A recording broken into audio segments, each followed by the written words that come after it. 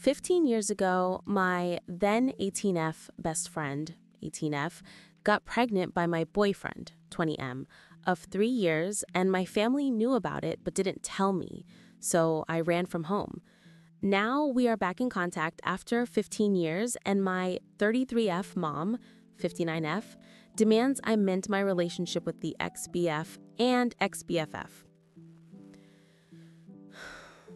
This is a long story that really started some 15 years ago.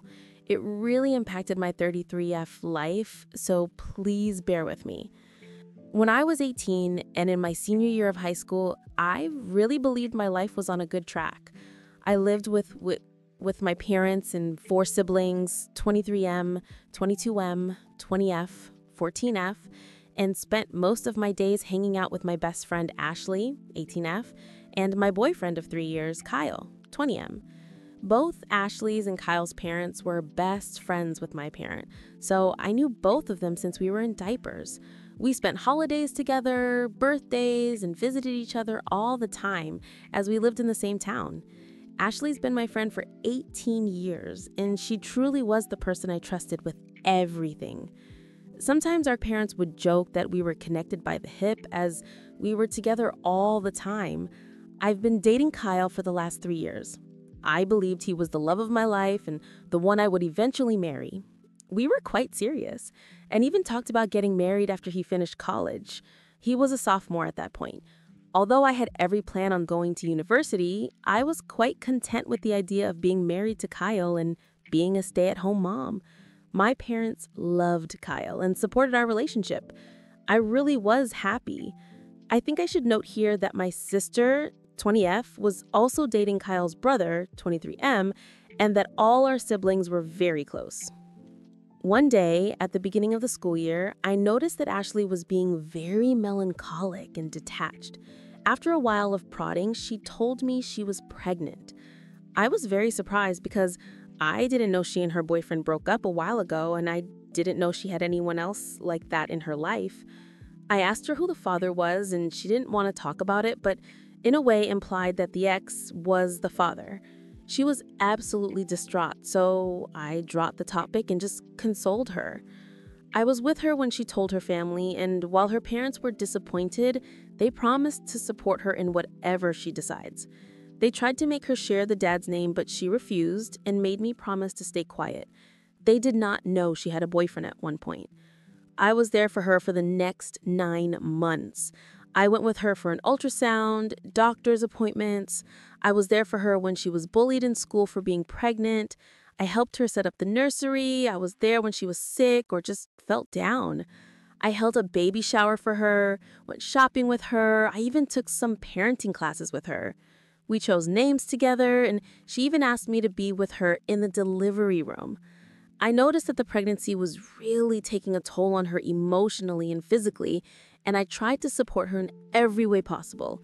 She was my best friend, always there for me, and I loved her.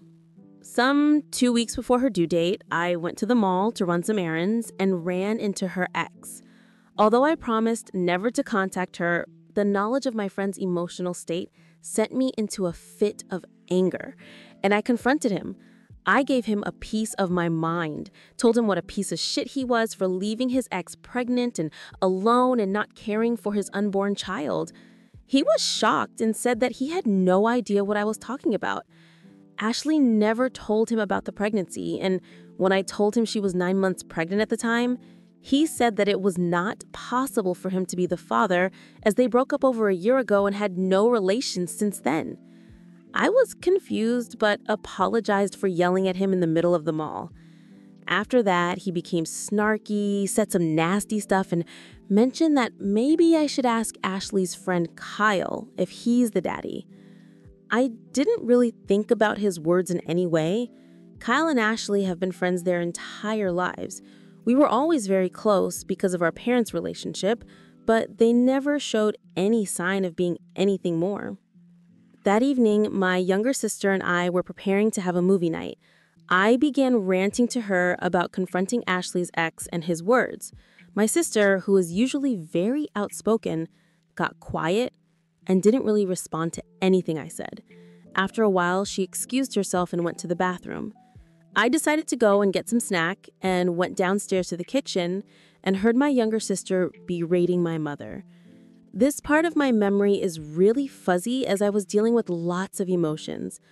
My sister told my mom about me running into Ashley's ex and his words, and told my mom she no longer wanted to hide from me the fact that Kyle was Ashley's baby's father. I was shocked. Absolutely shocked. I stumbled into the kitchen and demanded an explanation. Both my mom and my sister became white as a sheet when they saw me, and my sister started crying her eyes out. My sister explained to me some things I also learned from other people later, that apparently during the end of the summer break, Kyle and Ashley attended the same house party, got drunk, and slept together. Ashley got pregnant and told Kyle, but they were both ashamed and afraid of telling me. They also didn't share this with their parents. Ashley, however, couldn't keep the secret and told her mom and dad, who told Kyle's parents and later to mine as well. This all happened when Ashley was in her first trimester. By her second trimester, all of my siblings, Kyle's siblings, and Ashley's siblings knew about it. Everyone, except me. I simply cannot explain the way I felt. I was physically ill for the next 3 days, and I couldn't speak to anyone. My parents were apologetic, but explained that they didn't want to see me hurt or ruin everyone's relationship. I did not speak to Kyle or Ashley, although they bombarded my phone with messages and calls and also came to my house. I refused to see them. At one point, Kyle's mom came to our house and my mom allowed her into my room. While I was lying in my bed, still ill and just emotionally drained from the betrayal, she tried to convince me to forgive them and how Ashley and the baby need me. I said nothing. 2 weeks later, Ashley went into labor. I learned from my parents that she had a hard delivery, she lost a lot of blood, and needed an emergency C-section. Kyle apparently was at the birth. I was distraught, inconsolable, because of the betrayal by both, because I planned to be there and now physically and emotionally couldn't, because I was looking forward to this moment for months. So many reasons. My older sister immediately went to the hospital to be with her boyfriend. My other siblings weren't at home, so I was left alone with my parents. All I wanted was to lay in my bed or cuddle in my bed with my mom and cry all my feelings out. My mom received a call from Ashley's mom. She came to my room and told me that she and dad were going to the hospital. I was perplexed and asked her to stay with me. She said that Ashley's parents need all the support they can get and that we will discuss everything later.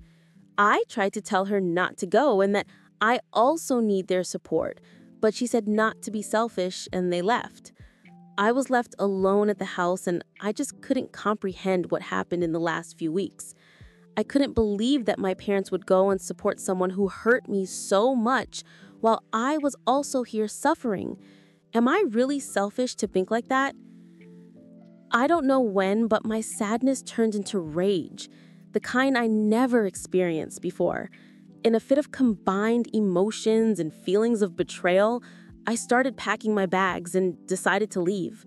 It didn't take long, but I started having second thoughts and just sat in the living room, feeling empty. After a while, I received a text from my sister.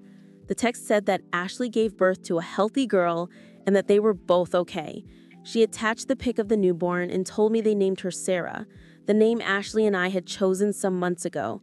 She sent a second text a while later telling me that my parents and I were going to join Ashley's and Kyle's parents and going to a bar in the town to celebrate. I don't remember much after that. I think I was just consumed by everything and my memory is very foggy. I left. I took a train and left. I stayed at a hostel in Phoenix for a while. I got a job at a store and planned to finish high school there. My parents, siblings, Kyle and Ashley tried to contact me. My mom was sending me a panic voicemail demanding me to come back. They also reported me as a missing person, but I don't think it went anywhere as I was 18 anyway. Soon afterward, I met Dean, 21M. He also lived in Phoenix and had a complicated relationship with his family. We really connected and became friends soon. He helped me a lot at that time. I struggled. I had no idea how to take care of myself or how to literally be an adult. He introduced me to his group of friends, helped me finish high school. I moved in with him and his friends. He helped me deal with my pain. I really struggled at one point and also had some regrets. I wanted to see a therapist, but I most definitely couldn't afford it. He was there for me and supported me through everything, and I don't think I would have lasted long without him. We began dating after a year. He inherited some money from his grandpa and decided to move across the country to the big city. Although we weren't together for long, he asked me to go with him. I was a bit reluctant because we both had a lot of emotional baggage and I was still very insecure in my situation, but I did go. We moved, got jobs, and tried to survive. Soon after my 21st birthday, we decided to get married. It was a crazy, spontaneous decision, but we did it. I enrolled in university and Dean helped me pay for it. He himself opened a company that took off and we were able to live more comfortably. I was in uni and also worked a part-time job to contribute. We had our ups and downs, but somehow survived. After uni, I started working in his company and we slowly built it up. When I look back now, I don't think I was in love with Dean when we got married. I loved him, but I wasn't in love. But he was there for me always, unconditionally, and today, I don't think I could love him more. He's the love of my life. We've been married for 12 years now, and we have a 2-year-old son and a 6-month-old son. Sometimes I regretted leaving my family behind, but I just couldn't go back. It was very painful. I felt like my parent chose Ashley and Kyle over me. I did go to a therapist when I was 25 and tried to deal with my emotions. Last year, at the beginning of the pandemic, I received an email from a 14-year-old girl named Evelyn. She explained that she was my niece, my older sister's and Kyle's brother's kid. She knew about me and wanted to meet me. Although I was reluctant to speak to her, we did exchange some emails. Let me note that she did not know what transpired 15 years ago, so the conversations were pretty innocent. We talked about her school, interests, and she talked about my family. I learned I had 10 nieces and nephews. I also learned that Kyle married Ashley 4 years after I left and had 2 sons besides Sarah. My parents continued to have a friendship with Kyle's and Ashley's family, and to me, it really felt like my family continued their normal life despite me being gone. She tried to talk to me about what happened, but I didn't really think it was my place to explain things to her, so I simply said that relationships change and things happen in life that make us go our separate ways. We continued talking ever so often for almost a year. In her email this January, she expressed how the pandemic had a big impact on her entire family and how her parents were struggling to keep their house, and both my brothers lost their jobs and struggled to keep up with the cost. I was surprised at her knowledge of this as she was only 14, but the hardship was also causing tensions between her parents. I started to deal with a lot of guilty feelings and regrets. I also just had my baby, so that was causing me lots of emotions. I talked to my husband and he was very supportive and told me that he would be there for me for whatever I decide. We are financially stable and the pandemic didn't have a great impact on our finances. We're not rich, but are able to live comfortably. After learning some more details and talking with Dean, we decided to help my parent with their house. A week ago, we flew back to my home state. I saw my family for the first time in 15 years. I had so many emotions, regrets, pains from the past, feelings of betrayal. My parent was, I think, relieved to see me. It was just such a weird day. We had a lengthy conversation and agreed to try and have some sort of cordial relationship. It's been so long and I'm very awkward with them. Sometimes they feel like strangers. Dean and I spent a week there and we continued to have conversations, and I truly believe that we were on a path of having a friendly yet distant relationship. But then my mom started insisting I have a sit-down conversation with Kyle and Ashley. She explained that she wants to go back to the way things were. I told her I refused to talk to them. Although I moved on, I simply have no ties with them now and don't want to rehash anything with them. I told her I am prepared to try and establish a relationship with them as they are my family and I truly came to care for my niece, but that I don't want anything to do with Kyle, Ashley, or their family. I never demanded them to cease their relationship with their friends, but I don't want one. Dean supports me. My mom called me selfish and said that I simply must try and heal our relationship. I told her I will not negotiate and that it's on her to decide whether or not she wants to have a relationship with me. She said okay. But 2 days later, I received a phone call from Kyle's mom. I did not give her my number, and she demanded I talk to Kyle and Ashley as my return caused tensions in their relationship and their emotional health. I hung up, I called my mom, and confronted her. Apparently, she gave that woman my number to heal our family bonds. I told her that she is choosing them over me again. She cried and yelled at me that I am selfish and that she just wants her family back. I hung up. It's been days since I've spoken to any of them, although my mom and Kyle's mom keep on calling. Although I think I'm right, and I believe I should prioritize my well-being and the well-being and happiness of my husband, who has been behind me 100% and even told my mom off, I'm starting to have some regrets. I don't know if I should listen to my mom and speak to Ashley and Kyle. I question whether I was overreacting 15 years ago. I'm questioning whether I'm truly being selfish for not actively trying to repair the relationship. I would really appreciate any advice or opinion on what to do in this situation. Suddenly, I'm questioning the entire course of my life. I'm so lost and don't know what to do. Update 2 years later. My gosh, it's been 2 years since I posted this. A lot of people have been asking me for an update. First of all, I want to thank all of the wonderful people who have been sending me updates and lovely messages. I'm truly grateful. A lot of things have happened in the last few years. Not all great. Without making these 100 pages long, I never mentioned my little sister in my original post. Her relationship with my parents went downhill after I left home, and she went no contact with them when she was 20. I received her number from our older sister, and although it was awkward at first, it's been 15 years after all, we did start speaking again. She was very angry at me for leaving. A lot has happened in her life, and it wasn't the easiest. She has a toddler and a baby of her own, and I have to say that the kids have helped us bond again. She's my best friend, and we talk every day. As for my other siblings, I'm in regular contact with both my brothers, although we aren't close. My older sister and I have a good relationship now, but last year we've had a longer period of not speaking. As she is married to Kyle's brother, it was hard for her to deal with all our and their family drama. We are cool now, and I have a lovely relationship with my nieces and nephews. I didn't go to my niece's birthday party. It just seems like it would be too hard for me. Now to my parents.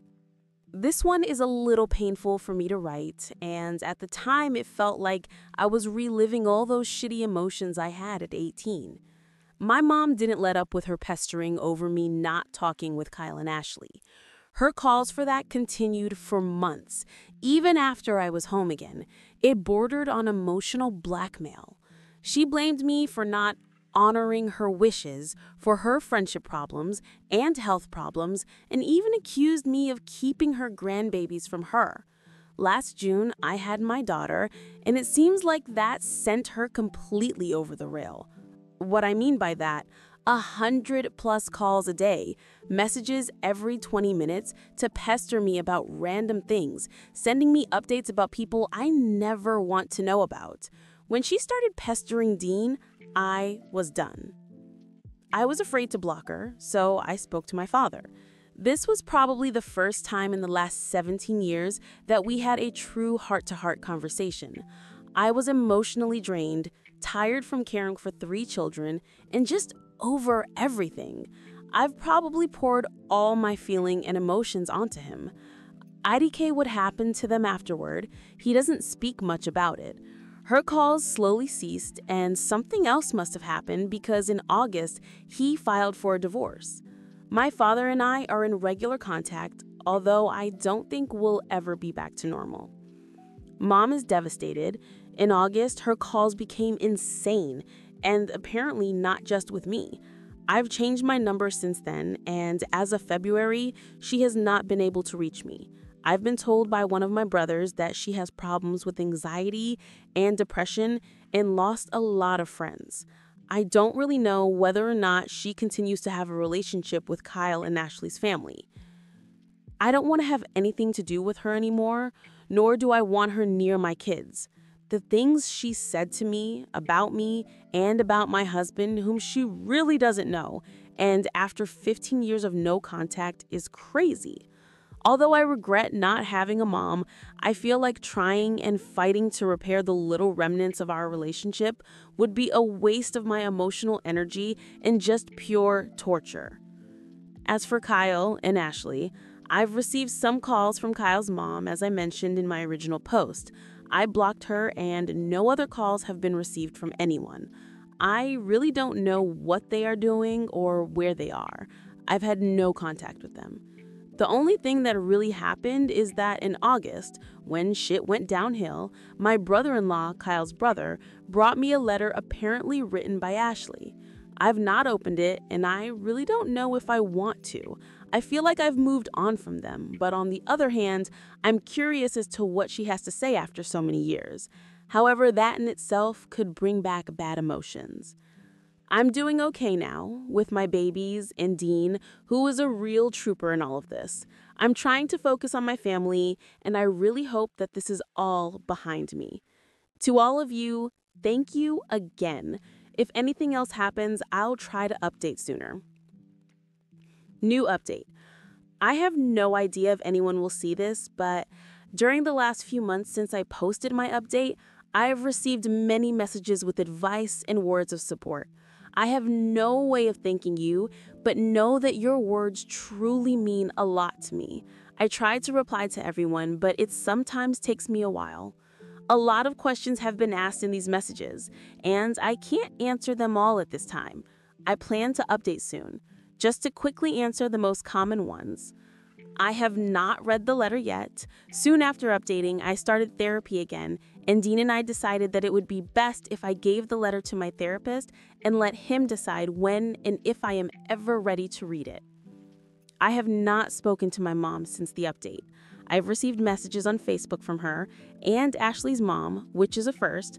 The latter I didn't even read. I've since deactivated my Facebook for the time being. Neither Kyle nor Ashley tried to contact me via any social media. The only thing I know is that Kyle was asking my BL for my address or number, but BL refused them. That's when Ashley gave him the letter. BL is in no contact with his family at the moment. They are separated per my BL, but he doesn't know whether or not they are divorced. Last week, my dad was in town. He does not know my address and has never been to my house. For the first time in almost 2 decades, we had an open, honest conversation. I have to admit it was a lot and I wasn't good for a few days afterwards, but it was necessary. I learned a lot about my mom. A lot of you tried to imply there must have been something in her past to make her the way she is, and the time between them learning Ashley was pregnant and my return 2 years ago. It's a lot to unpack, and I'll probably be in therapy for a long time. It's a lot, really, so I'll have to write a separate update.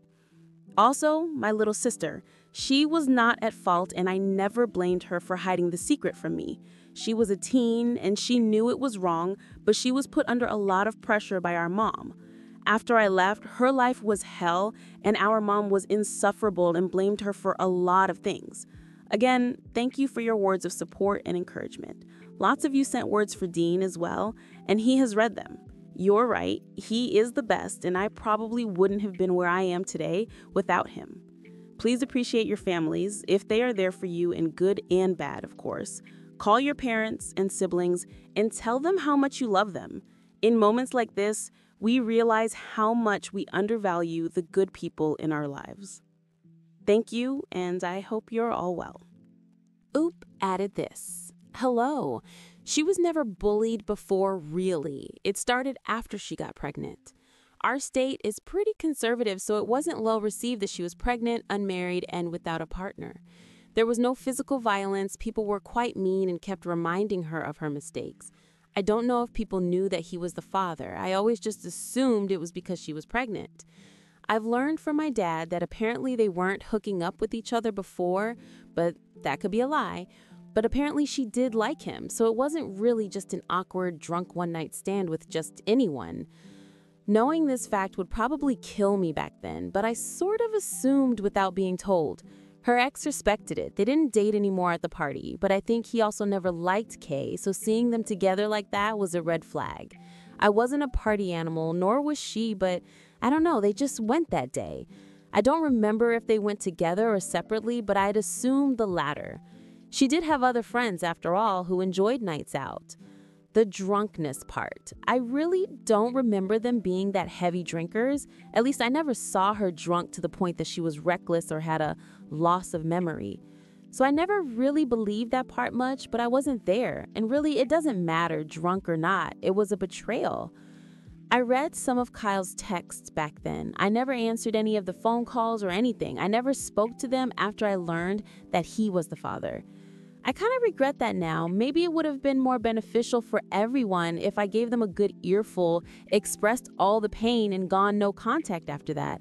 But I just wasn't in the right state of mind, and I was sick a lot back then. This current letter is from her, and I haven't read it yet. At this point, I believe that my mom is grieving the loss of a tight family/friendship unit that we had when I was younger and some other relationship. She has yet to realize that none of her 5 kids speak or see her. None of her grandchildren see her. None of us, as far as I know, speak to her. That in itself would be the end for me. I can't imagine what emotional state she must be in. We all agree that we need psychological or psychiatric help. She refused. Dad and eldest brother tried, but you can't convince someone like that.